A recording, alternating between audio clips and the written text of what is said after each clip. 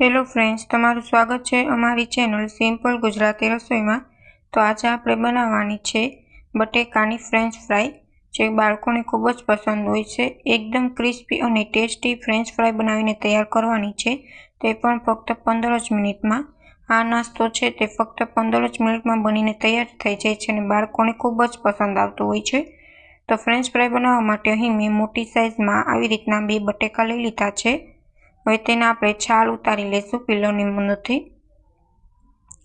બટેકા છે તે અહીં મેં મોટા લીધા છે, જેથી આપણી ફ્રેન્ચ ફ્રાય છે તે પણ મોટી સાઇઝમાં બનીને તૈયાર થાય। તમારી પાસે જેવા નાની સાઇઝ કે મોટી સાઇઝના બટેકા હોય તે લઈ લેવાના છે। હવે અહીં મેં એક સરખી ચિપ્સ બને તેના માટે મેં ચિપ્સનું મશીન લીધું છે। તમે હાથથી પણ છરીની મદદથી પણ તમે ચિપ્સ છે તે પાડી શકો છો, પણ અહીં મશીનથી ચિપ્સ છે તે બધી એક જ સરખી બનીને તૈયાર થાય છે।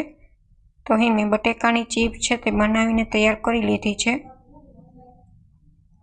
આપણે આને બાફવાની કે સૂકવવાની કોઈ પણ કોર્નફ્લોરનો ઉપયોગ કર્યા વગર જ આપણે આ જે ફ્રેન્ચ ફ્રાય છે તે બનાવીને તૈયાર કરવાની છે। તો અહીં મેં બધી બટેકાની ચિપ્સ છે તે આવી રીતના પાડીને તૈયાર કરી લીધી છે। સાઈડ પર તેલ પણ ગરમ થવા માટે મૂકી દીધું છે। તેલ ગરમ થાય એટલે આપણે આલુ ચિપ્સ છે તેને આપણે ફ્રાય કરી લઈશું। તો તેલ છે તે ફૂલ ગરમ થઈ ગયું છે। હવે તેમાં આપણે થોડી થોડી ચિપ્સ કરીને ફ્રાય કરી લઈશું।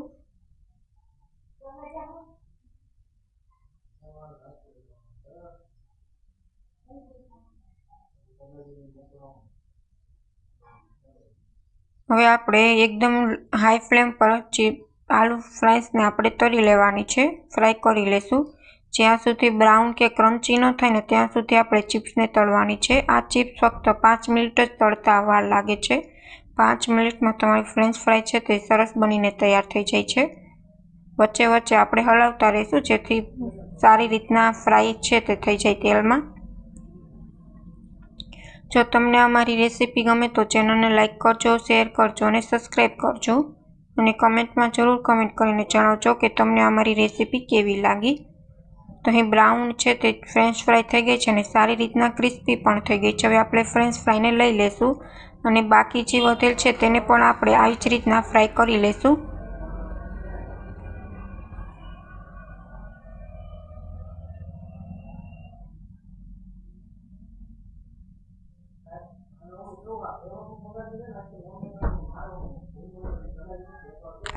હવે આપણે આ ચિપ્સ પણ તળાઈ ગઈ છે। તો અહીં આલુ ફ્રાય છે તે બધી જ બનીને તૈયાર થઈ ગઈ છે। હવે આપણે એક બર્તનમાં લઈ લેશું। હવે આપણે બધા જ બેઝિક મસાલા બનાવી લેશું, જેથી ફ્રેન્ચ ફ્રાય છે તે ખૂબ જ ખાવામાં ટેસ્ટી લાગે। તમે જોઈ શકો છો સરસ લાંબી લાંબી આપણી ફ્રેન્ચ ફ્રાય છે તે બનીને તૈયાર છે।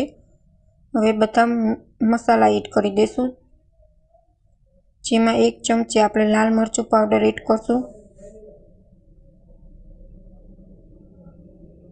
તમને જે પ્રમાણે તીખી ખાવી હોય તે પ્રમાણે તમે મરચું એડ કરી શકો છો। 1 ચમચી જેટલું આપણે સંચળ પાવડર એડ કરશું। તમે ચાહો તો ચાટ મસાલો પણ એડ કરી શકો છો।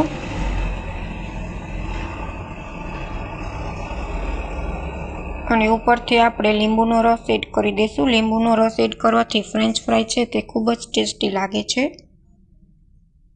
હવે આપણે સારી રીતના બધું ચિપ્સમાં મિક્સ કરી લઈશું।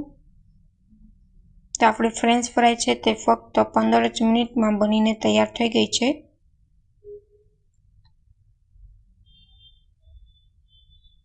Thank you for my watching video.